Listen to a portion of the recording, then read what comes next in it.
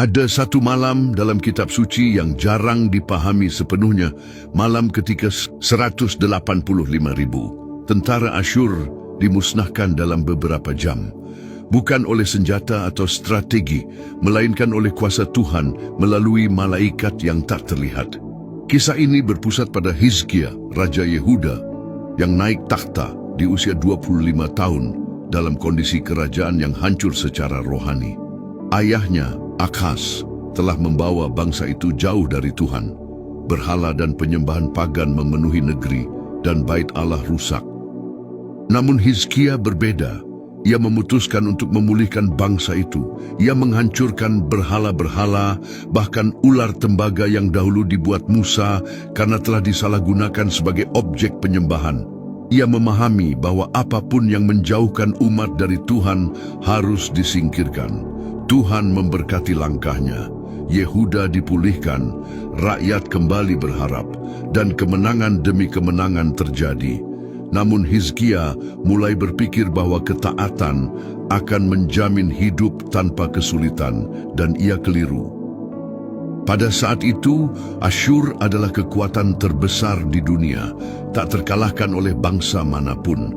Ancaman mereka menjadi ujian nyata bahwa iman sejati tidak selalu berarti bebas dari masalah, tetapi percaya bahwa Tuhan tetap berkuasa di atas segalanya. Raja mereka adalah Sanherib, penakluk yang dikenal tanpa belas kasihan. Kota yang melawan dihancurkan dan penduduknya dibuang atau dibinasakan. Ketika pandangannya beralih ke Yehuda, ancaman besar mulai mendekat. Pada tahun ke-14 pemerintahan Hizkia, pasukan Asyur datang, bukan untuk berdamai, tetapi untuk menaklukkan dan mempermalukan. Kota demi kota jatuh, termasuk Lakhik yang dihancurkan oleh kekuatan militer mereka. Sanherib kemudian mengirim utusan untuk mengguncang mental rakyat Yerusalem. Mereka berteriak dari luar tembok, merendahkan kepercayaan Hizkia dan rakyatnya, mempertanyakan iman mereka, mengejek harapan pada Mesir, dan menanamkan ketakutan. Di tengah tekanan itu, Hizkia pernah mencoba jalan putus asa, membayar upeti, bahkan mengambil emas dari bait Tuhan. Namun, saat ancaman semakin nyata, semua usaha itu terasa sia-sia, dan ketakutan pun memuncak. Delegasi Asyur datang bukan hanya membawa ancaman militer, tetapi juga mengguncang iman Hizkia. Mereka berkata bahwa semua bangsa telah ditaklukkan, semua Allah tidak berdaya, dan bahkan mengklaim bahwa Tuhan sendiri memerintahkan mereka untuk menghancurkan negeri itu. Kata-kata ini menghancurkan hati rakyat. Kenyataan di depan mereka terasa tak terbantahkan. Yerusalem tampak di ambang kehancuran, tanpa jalan keluar, tanpa harapan.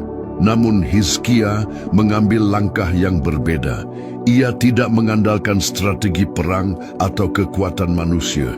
Ia mengakui ketidakberdayaannya, mengoyakkan pakaiannya, mengenakan kain kabung, dan datang kepada Tuhan.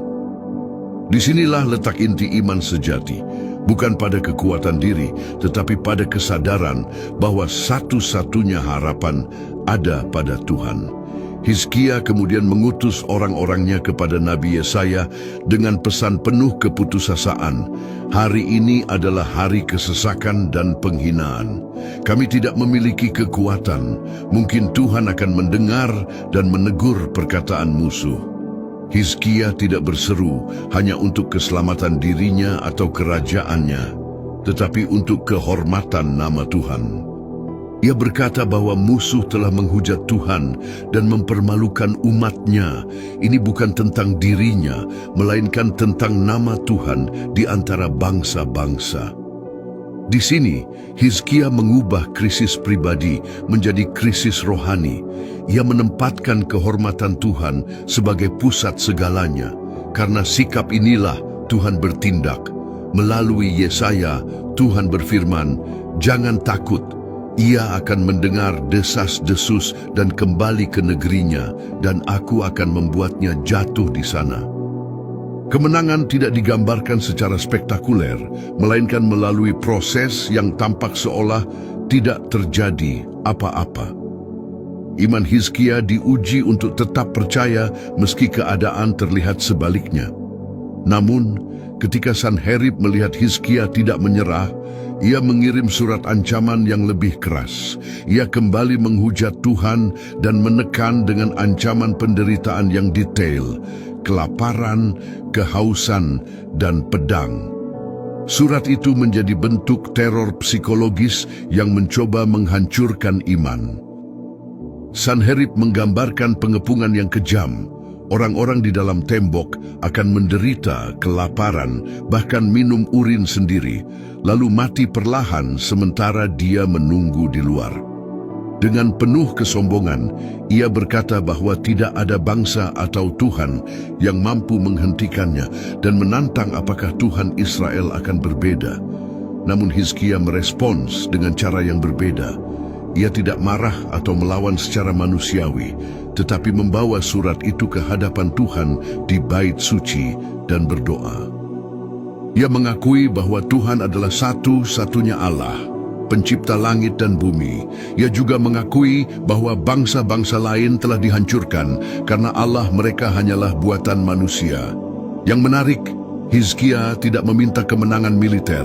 Ia berdoa agar Tuhan menyatakan dirinya, supaya semua kerajaan di bumi tahu bahwa hanya Tuhanlah Allah yang benar. Pembebasan Yerusalem terjadi dengan cara yang begitu jelas dan tidak dapat dijelaskan secara manusia. Semuanya hanya dapat dikaitkan kepada Tuhan. Ketika Hizkia menempatkan Tuhan sebagai pusat doanya, bukan dirinya sendiri, keadaan pun berubah. Melalui Yesaya, Tuhan memberi pesan yang tegas. Sanherib tidak akan masuk ke kota itu, tidak akan menembakkan anak panah, tidak akan menyerang dengan perisai, dan tidak akan membangun pengepungan. Ia akan kembali dengan cara yang sama seperti ia datang. Tuhan sendiri yang akan mempertahankan Yerusalem demi namanya dan demi Daud. Tuhan memastikan kemenangan ini terjadi secara supernatural, sehingga tidak ada yang dapat mengklaimnya sebagai hasil kekuatan manusia. Lalu datanglah malam penentuan. Di saat 185.000 tentara Asyur siap mengepung, sesuatu yang tak terjelaskan terjadi, bukan karena strategi atau kekuatan militer, tetapi karena satu tindakan ilahi. Seorang malaikat Tuhan datang dan dalam satu malam membinasakan 185.000 tentara. Sebuah peristiwa yang melampaui logika manusia dan sepenuhnya menyatakan kuasa Tuhan. Coba bayangkan, 185.000 tentara harus mati dalam satu malam, tanpa senjata, tanpa perang, tanpa campur tangan manusia. Hanya oleh kehendak ilahi. Pagi itu di perkemahan Asyur semuanya sunyi. Dari yang semula penuh kehidupan dan keyakinan akan kemenangan, kini hanya tersisa kematian dan keheningan. Tidak ada yang melawan, tidak ada yang melarikan diri. Semuanya tergeletak tak bernyawa. Raja Sanherib pun melarikan diri kembali ke Niniwe, merasa aman di negerinya. Namun beberapa waktu kemudian, saat ia beribadah di kuilnya, ia dibunuh oleh anak-anaknya sendiri. Ironi yang dalam, seorang penakluk besar jatuh bukan di medan perang, tetapi di tempat ia mencari perlindungan. Kisah ini bukan sekadar sejarah, tetapi cermin bagi hidup kita. Kita semua menghadapi Sanherib dalam bentuk masalah, ketakutan, atau keadaan yang tampak mustahil. Seringkali kita mengandalkan kekuatan sendiri, sampai akhirnya kita sadar itu tidak cukup. Berbeda dengan itu, Hizkia memilih berserah. Ia datang kepada Tuhan dan mengakui keterbatasannya. Pesan utamanya sederhana namun dalam. Kemenangan sejati bukan datang dari kekuatan kita, melainkan dari penyerahan kepada Tuhan. Saat kita menyerah sepenuhnya, yang mustahil bisa menjadi mungkin, bukan karena kita kuat, tetapi karena Tuhan yang bertindak.